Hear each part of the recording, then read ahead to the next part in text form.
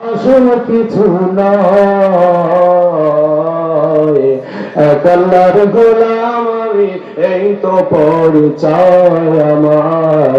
এক আল্লাহর গোলাম আমি, এই তো পরিচয়। আমরা কার গোলাম? যে বলেন না, আমরা কার গোলাম? কোরআন হাদিসে শাসনতন্ত্র, রাসূল আমার নেতা, উৎসাহ মোর চির অমর, ইতিহাস বীর গাথা। ঠিক না? কোরআন হাদিসে শাসনতন্ত্র, রাসূল আমার নেতা, উৎসাহ মোর চির অমর, ইতিহাস বীর গাথা। এক আল্লাহ ছাড়া আমার দিলে আল্লাহ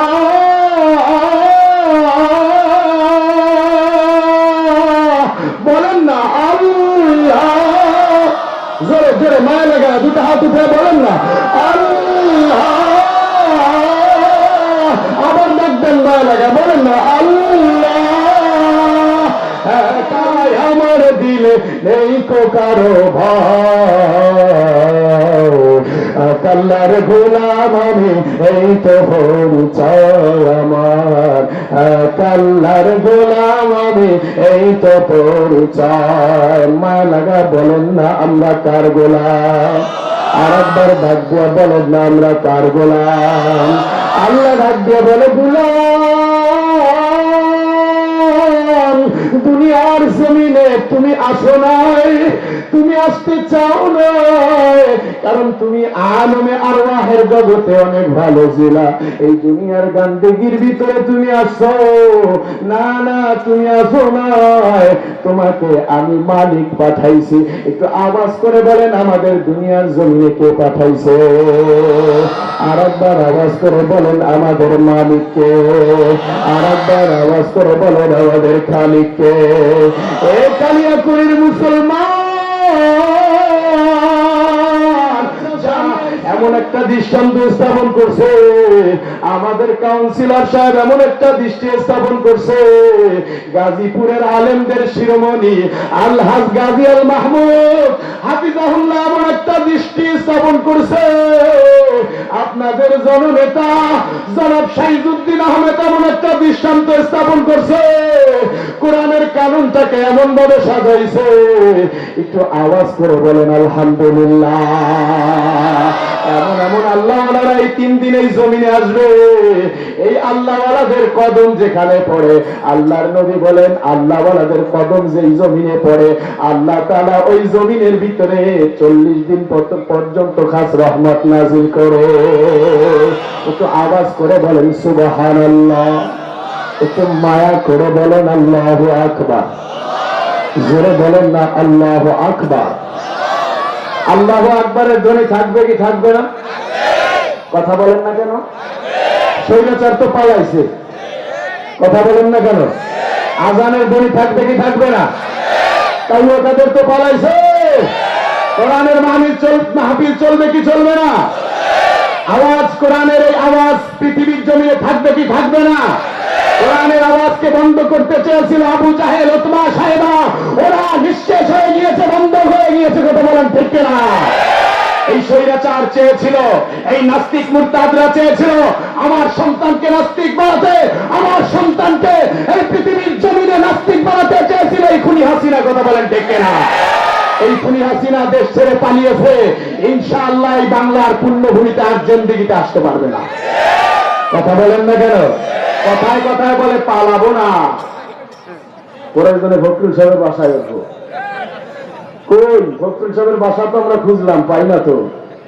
বলেছিল পালাবো না, পালাবো কোথায়, প্রয়োজনে উঠবো গিয়ে ফখরুল সাহেবের বাসায়।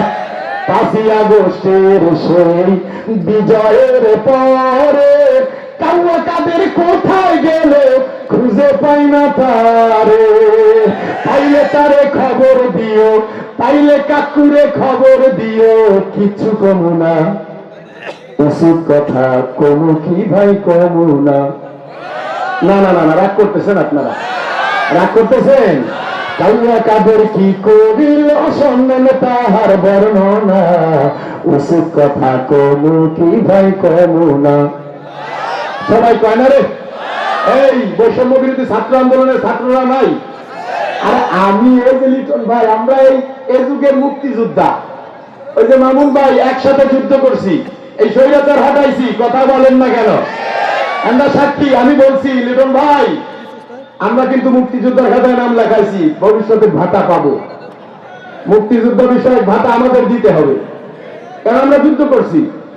হয়তো যুদ্ধ থেকে বেঁচে এসেছি, আবু সাইদ বাঁচতে পারে নাই, মুগ্ধ বাঁচতে পারে নাই, কিন্তু আমরা বেঁচে এসেছি। যেহেতু বেঁচে এসেছি, এই স্বৈরাচার, এই পুণ্যভূমিতে, আল্লাহওয়ালাদের পুণ্যভূমিতে, যেই জমিনে ছাত্রদের, জনতাদের, আলেমুলামাদের রক্ত পড়েছে, ওই জমিনে আর স্বৈরাচার ফিরতে পারবে না। কথা বলেন না কেন? জীবন দেব, হক কথা বলবো, কারণ আমাদের আল্লাহওয়ালাদের পরিচয় আমরা দেখেছি, তারা হক কথা থেকে বিচ্যুতি হয় নাই। কষ্ট করেছেন, জীবন দিয়েছেন, 13টি বছর জেল কেটেছেন কোরআনের পাখি আল্লামা সাঈদী। কি অপরাধ তার! তিনি কসম করে বলেছেন, 71-এর এক ফোঁটা পানি মাটি আমার ঝরিয়ে লাগে নয়, তাহলে সে কেমনে রাজাকার হয়? এই স্বৈরাচারের কত অপরাধ কি বলবো। আল্লামা মামুনুল হককে যে কষ্ট দিয়েছে, কলিজা খানখান হয়ে গিয়েছে, শুধু মুসলমানের না, অমুসলমানদেরও। সুতরাং তৈরি থাকতে হবে। থাকবেন তো? না ভয় লাগে? কার কার ভয় লাগে দেখি? দুটো হাত উঠায় বলেন তো আল্লাহু আকবার। এই নাস্তিকদের বিরুদ্ধে স্লোগান হবে, থাকবেন তো ইনশাআল্লাহ? নাস্তিকতা নিপাত, দিন ইসলাম জিন্দাবাদ। নাস্তিকতা নিপাত, দিন ইসলাম জিন্দাবাদ। কোটি প্রাণে একই আওয়াজ, খোদাদ্রোহী ছাড় পাবে না, এই বাংলায় ঠাই হবে না, মুসলমানরা জেগেছে আজ। ঠিক না? জোর কদমে সামনে চলো, চলো চলো এগিয়ে চলো, সবাই মিলে একই তালে দাও না সওগাত। নারায়ে তাকবীর। সবাই হাত ওঠে না, হাত উঠবে, জোশ বাড়বে, জোশ বাড়বে। নারায়ে তাকবীর।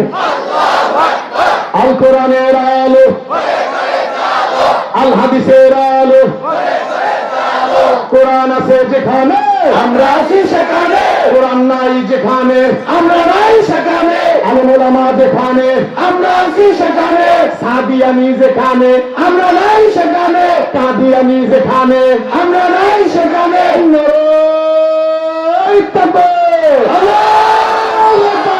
মুসলমানের এই দেশেতে নাস্তিকদের ঠাঁই নাই, মুসলমানের এই দেশেতে খুনি হাসিনার ঠাঁই নাই।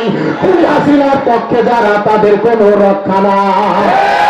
এই দেশেতে থাকতে হলে আলেম ওলামাদের সম্মান করতে হবে, থাকতে হলে কোরআন মানতে হবে, কোরআন না মানলে তারা বিতাড়িত হবে।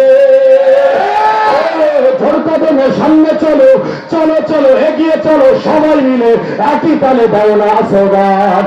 নারায়ে তাকবীর। আল্লাহু আকবার। দুটো হাত উঠা, লিল্লাহি তাকবীর। আল্লাহু আকবার। কোরআনের মাহফিলের জন্য একটু দাঁড়িয়ে যান, দাঁড়িয়ে যান সবাই, সবাই। লিল্লাহি তাকবীর। আল্লাহু আকবার। এই যারা মানি না, কালিয়া করে আওয়াজ পৌঁছে দিতে হবে নাস্তিকদের কণ্ঠে। কথা বলেন ঠিক কিনা? যুবক ভাইরা, তোমরা তাকবীর দাও, এবার আমরা শুনবো।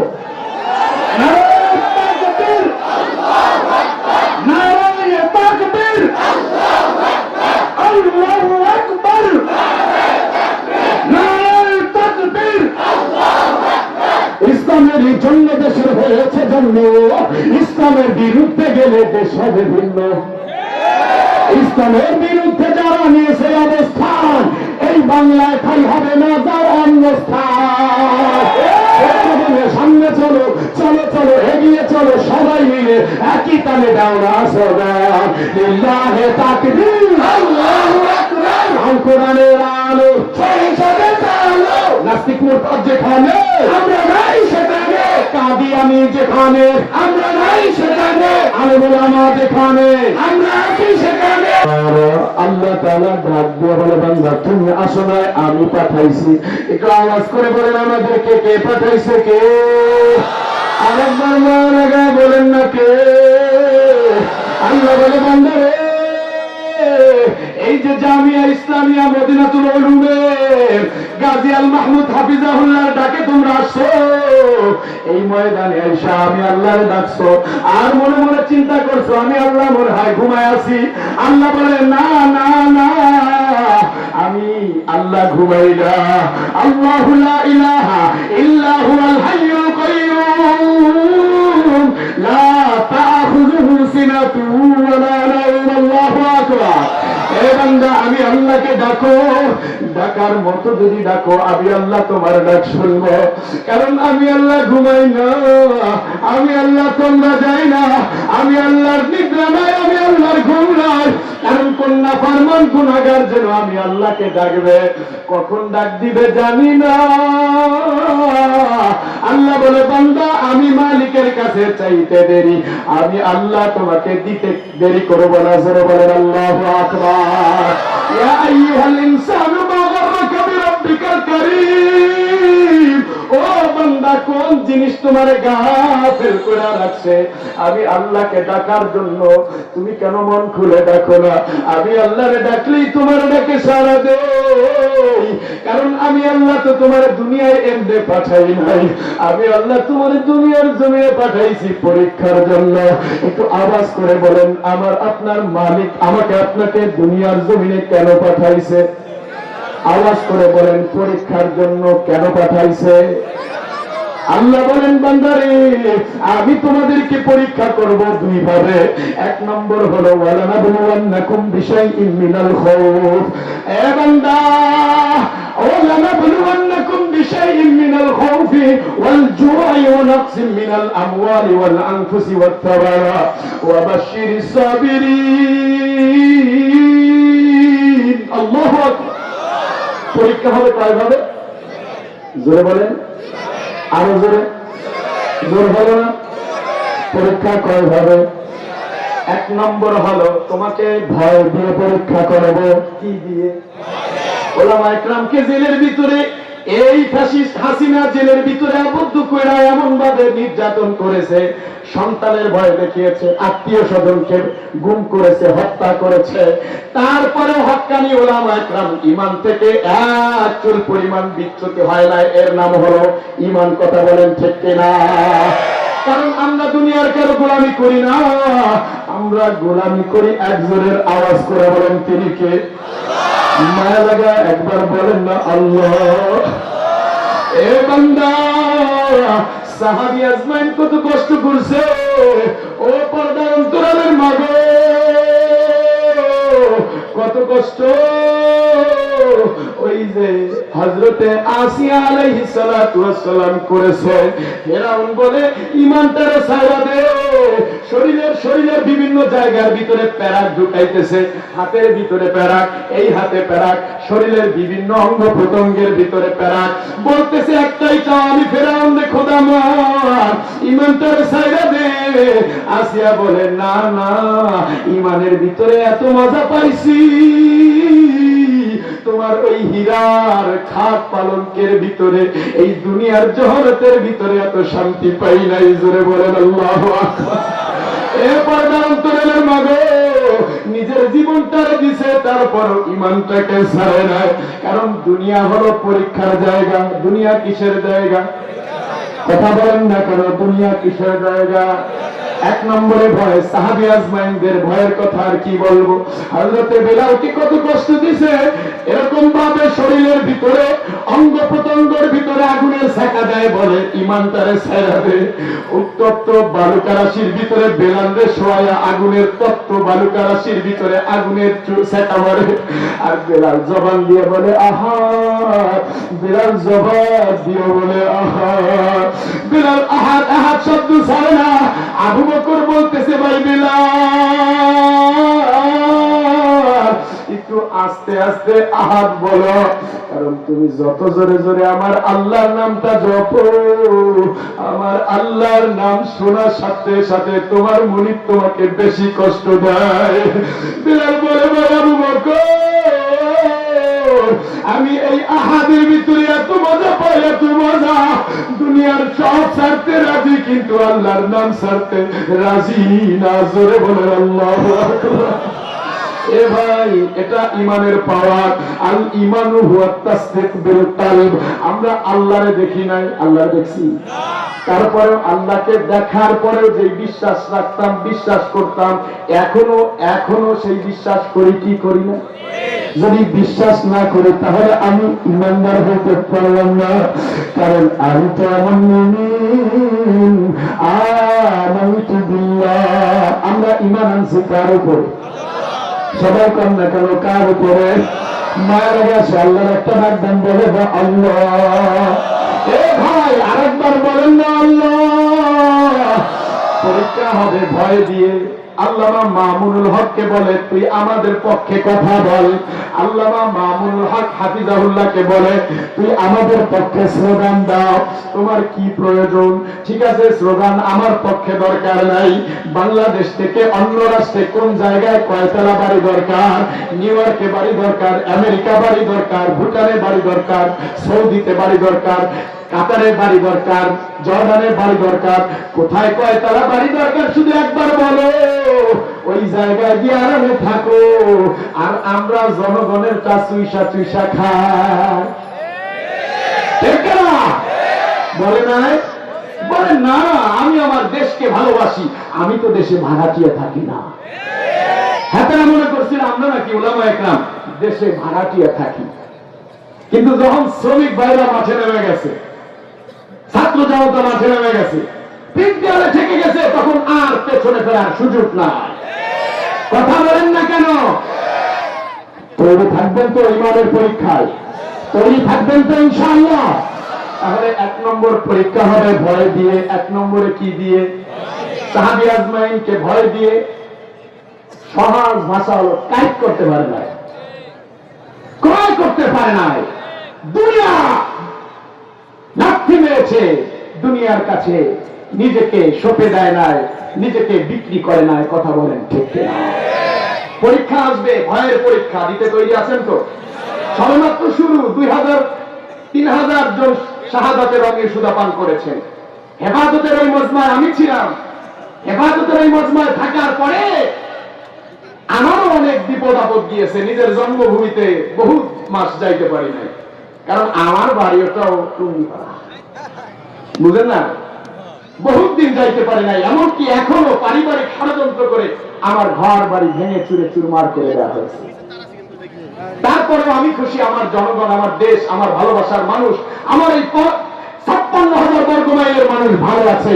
আমি একা দুনিয়ার ভিতরে, আমার কার জন্য দেখানো দরকার নাই। আমার বাবা বলেছে, খবরদার, তুমি এই বৈষম্য বিরোধী ছাত্র আন্দোলন করছো, দেশে আসবো না, বাড়ি জানি আসো না। আমি বলছি, বাবা, আমি গ্রামে দরকার আসবো না, আমার বাড়ি দরকার নাই, আমার ঘর বাড়ি দরকার নাই, আমি আমার দেশকে ভালোবাসি, দেশের মানুষ ভালো থাকুক। যাই হোক, আল্লাহ তাআলা এই দেশবাসীকে ভালো রাখুন, জোরে বলেন আমিন। কলিজার টুকরা যুবক, তাহলে পরীক্ষা হবে দুই ভাবে। এক ভাবে হলো ভয় দিয়ে, আমরা ভয়ে উত্তীর্ণ হবো বলেন ইনশাআল্লাহ। আর একটা ব্যাপার বলবো, একটু রাগ করতেছেন? বলবো যে আপনি আমাকে নিজের গুলো কি শুরু করছেন। আমিনুল মুজাহিদিন শাইখে চরমনাই আল্লামা মুফতি সৈয়দ রেজাউল করিম হাফিজাহুল্লাহ আমাদের মাঝে শুভ আগমন করবেন। জোরে বলেন নারায়ে তাকবীর, নারায়ে তাকবীর। যাদেরকে একটা নজর দেখার জন্য চরমনাইয়ের ওই ময়দানে লক্ষ লক্ষ মানুষের যে অবস্থান হয় একটা নজর দেখার জন্য, সেই আল্লাহওয়ালা জামানার মুজাদ্দিদ মুজাহিদে মিল্লাত আমাদের এই কালিয়াকৈরের জমিনে আসতেছে। আল্লাহ তাআলা হযরতের জবানের ভিতরে বারাকা দান করেন, জোরে বলেন আমিন। আল্লাহ তাআলা আমাদের আমিরকে কবুল করেন, জোরে বলেন আমিন। এদেশের ঐক্যের পাওয়ার করবে ইনশাআল্লাহ। ইসলামের রাজ কায়েম হবে, কোরআনের রাজ কায়েম হবে। কথা বলেন ঠিক কিনা? বাপের চায় কালেমাওয়ালারা যেন কোনোভাবেই এক না হতে পারে, এক যেন না হতে পারে, এটা কিন্তু ষড়যন্ত্র চলতেছে। আওয়ামী লীগ চিনি না, বিএনপি চিনি না, জামাত চিনি না, ইসলামী আন্দোলন চিনি না, খেলাফত মজলিস চিনি না, দল মত নির্বিশেষে আমরা কার গোলাম? বলে বলেন কার গোলাম? যদি ইসলামী রাজ কায়েম হয়, ইসলামী রাজ কায়েম করার জন্য, খেলাফত কায়েম করার জন্য নিজের শেষ নিঃশ্বাস দেওয়ার জন্য যদি আলেম আমাদের পক্ষ থেকে ডাক আসে, ওই যুদ্ধের ময়দানে থেকে রাজি আছেন তো? রাজি আছেন তো? আল্লাহ তাআলা কবুল করেন, বলেন আমিন। আর একটা পরীক্ষা হবে ক্ষুধা দিয়ে। আর একটা কি দিয়ে? ওয়ালানাবলুওয়ান্নাকুম বিশাইইন মিনাল খাউফি ওয়াল জু'i ওয়া নাকসিন মিনাল আমওয়ালি ওয়াল আনফুসি ওয়াত তামারাত ওয়া বাশশিরিস সাবিরিন। আর একটা হলো ক্ষুধা। আল্লাহর নবী মুহাম্মদ আরবি সাল্লাল্লাহু জবান খুলে বলেন সাল্লাল্লাহু আলাইহি ওয়াসাল্লাম, নবী আমার নিজের কলিজার ধন।